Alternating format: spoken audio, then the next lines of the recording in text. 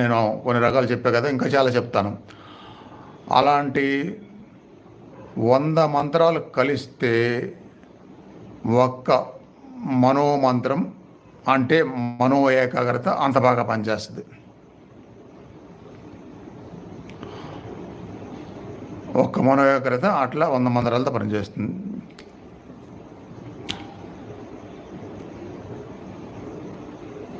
మనస్సు అనేది పరోక్షంగా పరమాత్మ లాంటిది. ఎందుకంటే మనం మనసును ఉపయోగించి చేసే కార్యకలాపాలే మన యొక్క మరుజన్మలో ఆత్మతో పాటు వాసనలుగా వస్తాయి.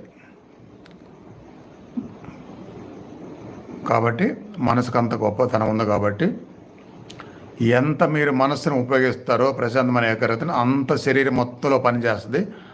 అది జీవితానికి పనికి వస్తుంది, ఆరోగ్యానికి పనికి